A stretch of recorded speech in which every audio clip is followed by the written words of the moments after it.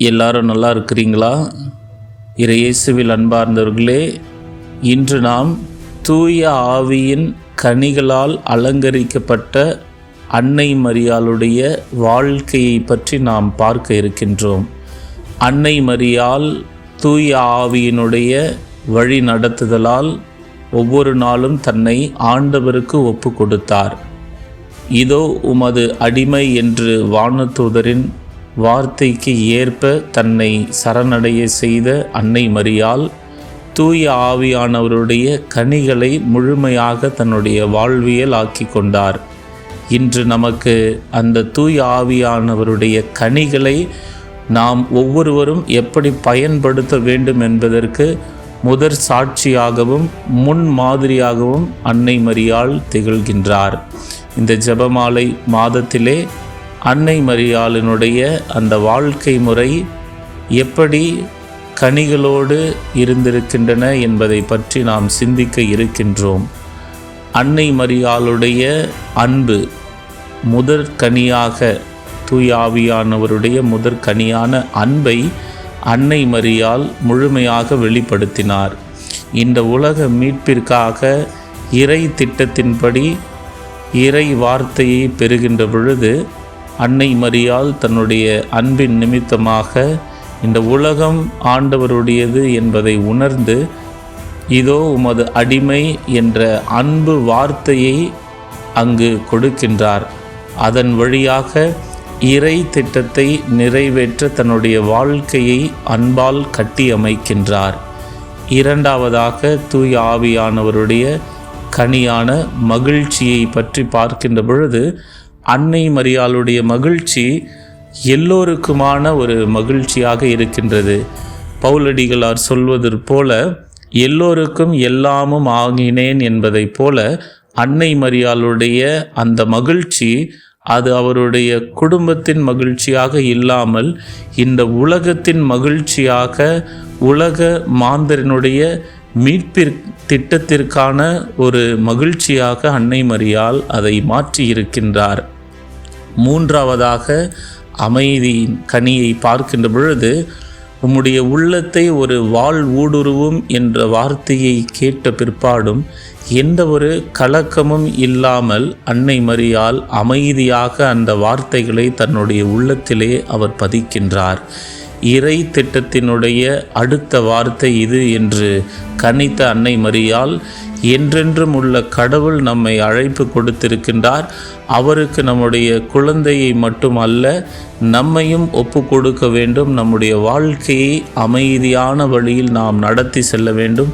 தன்னுடைய உடனிருத்தலை அன்பு குழந்தை இயேசுவுக்கு எப்பொழுதும் கொடுக்க வேண்டும் என்ற மனநிலையில் அமைதியாக அன்னை மரியாள் செல்வதை நாம் பார்க்கின்றோம். மீண்டுமாக நான்காவது கனியாக பொறுமையை பார்க்கின்ற பொழுது, துன்பங்களை சோதனைகளை அன்னை மரியாள் கடக்கின்ற பொழுது, குறிப்பாக சிலுவையின் அடியில் நிற்கின்ற பொழுதும் கூட அன்னை மரியாள் பொறுமையாக இருக்கின்றார். இந்த துன்பங்கள் கடந்து போகும். ஆண்டவருடைய மீட்பு திட்டத்தில் மிக முக்கியமான ஒரு பங்கு பொறுமையின் தாயாக இருப்பதுதான். அந்த பொறுமையை அன்னை மரியாள் தன்னுடைய வாழ்க்கை முழுவதும் கடைபிடித்தார். எந்த சூழலுமே தன்னுடைய அந்த ஆசீர்வாதத்தை அவர் அதிகமாக வெளிப்படுத்தாமல், நான் தான் முதன்மையான தாய் என்று இல்லாமல் ஒரு சாதாரண ஒரு தாயாக, ஒரு சாதாரண பெண்ணாக தன்னுடைய வாழ்க்கையை பிறருக்காக கொடுத்திருக்கின்றார். மீண்டுமாக பரிவை பற்றி பார்க்கின்ற பொழுது, தேவையில் இருப்போருக்கு தேடி சென்று உதவுகின்ற ஒரு தாயாக அன்னை மரியாள் அவருடைய வாழ்க்கையில் வலம் வந்திருக்கின்றார்.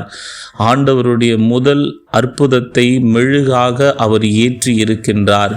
பல புதுமைகளையும் பலவிதமான வார்த்தைகளையும் உடனிருப்பையும் ஆண்டவர் இயேசு மக்கள் பணியில் செய்திருந்தாலும், அவருடைய முதல் அற்புதம் அன்னை மரியாளுடைய அந்த பரிவிரக்கத்தின் வழியாக, அந்த ஒரு வாஞ்சையின் வழியாக அன்னை மரியாள் அந்த அற்புதத்தை இயேசு நிகழ்த்த செய்திருக்கின்றார். மீண்டுமாக நன்னயத்தை பற்றி பார்க்கின்ற பொழுது எந்த நேரமும் அன்னை மரியாளுடைய எண்ணம் நல்லதை நினைப்பது மற்றும் நல்லதை விதைப்பதும் நல்லதை பற்றி பேசுவதுமாகவே அவருடைய வாழ்க்கையானது இருந்திருக்கின்றது.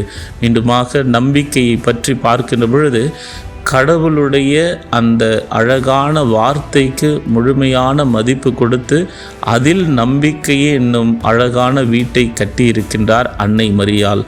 எத்தனை துன்பங்கள் வந்தாலும் அதை கடப்பதற்கு தன்னுடைய நம்பிக்கையை அன்னை மரியாள் அடித்தளமாக கொண்டிருந்திருக்கின்றார்.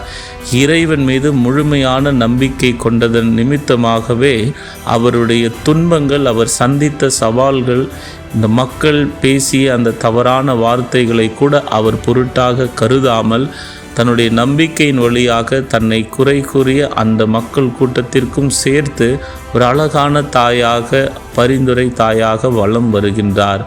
அவருடைய கனிவான அந்த எண்ணம் ஆண்டவருடைய திட்டத்தின்படி தன்னுடைய சீடர்களை ஒன்றிணைய செய்திருக்கின்றது.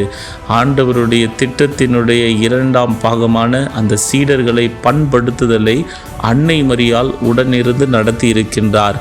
ஆண்டவர் இயேசு மண்ணுலகில் இருக்கின்ற பொழுது சீடர்களை கட்டி எழுப்பியிருக்கின்றார், பண்படுத்தி இருக்கின்றார். அந்த பண்படுத்தலை ஆண்டவர் இயேசுவுக்கு பிறகு இந்த உலகில் அன்னை மரியாள் உடனிருந்து செய்திருக்கின்றார். தூய ஆவி வருகின்ற வரை அன்னை மரியாள் கனிவோடு சீடர்களை தன்னுடைய பிள்ளைகளாக பாவித்து அவர்களுக்கு தேவையான காரியங்களை செய்திருக்கின்றார். மீண்டுமாக தன்னடக்கத்தை பற்றி பார்க்கின்ற பொழுது இறைவனின் தாய் என்பதை விட அன்னை மரியாள் தன்னை ஒரு பரிந்துரையின் தாயாக ஆண்டவரிடம் ஒப்பு கொடுத்திருக்கின்றார்.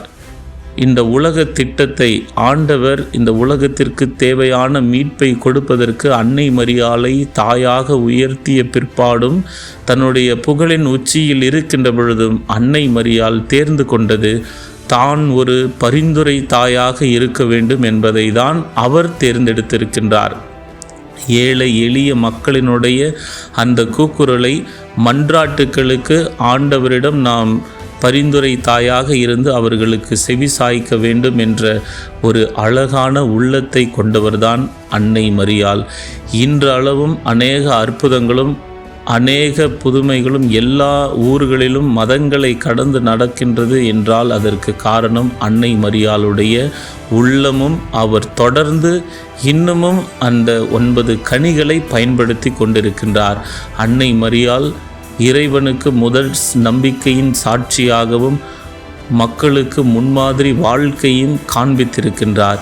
இன்று அன்னை மரியாளை பின்பற்றி அவருடைய ஜெபமாலையை தினம் தினம் சொல்லுகின்ற நாம் தூய ஆவியானவருடைய கனிகளை நம்முடைய வாழ்க்கையில் நாம் பயன்படுத்துகின்ற பொழுது நம்முடைய குடும்பம் செழித்தோங்கும். நம்முடைய குடும்பத்திற்கு தேவையான பொருளாதார வளர்ச்சியும் தேவையான பாதுகாப்பும் கிடைக்கும். நம்முடைய குடும்பங்கள் வழியாக பல விதமான குடும்பங்கள் சந்தோஷப்படும் என்பதில் எந்த ஒரு மாற்று கருத்தும் கிடையாது. அன்னை மரியாளை உயர்த்திய ஆண்டவர் நம்மையும் உயர்த்த காத்து கொண்டிருக்கின்றார். அன்னை மரியாள் வழியாக அற்புதங்களை செய்த ஆண்டவர் நம் வழியாகவும் மக்கள் மத்தியில் பல அற்புதங்களை செய்வதற்கு தயாராக இருக்கின்றார். ஆனால் அன்னை மரியாளை போல தூய ஆவியானவருடைய 9 கனிகளை நம்முடைய வாழ்வியல் ஆக்குவதற்கு நாம் தயாராக இருக்கின்றோமா என்பதுதான் கேள்விக்குறியாக இருக்கின்றது. அன்பு, மகிழ்ச்சி, அமைதி, பொறுமை, பரிவு, நன்னயம், நம்பிக்கை, கனிவு, தன்னடக்கம் இவற்றை நாம் பயன்படுத்துகின்ற பொழுது நாம் இறை திட்டத்திற்குள் வாழ்ந்து கொண்டிருக்கும் என்பதை நாமே அறிந்து கொள்ளலாம். இவைகளை பயன்படுத்துகின்ற பொழுது பிறர் நம்மை பார்க்கின்ற பொழுது நம்மை உயர்வாக கருதுவார்கள்.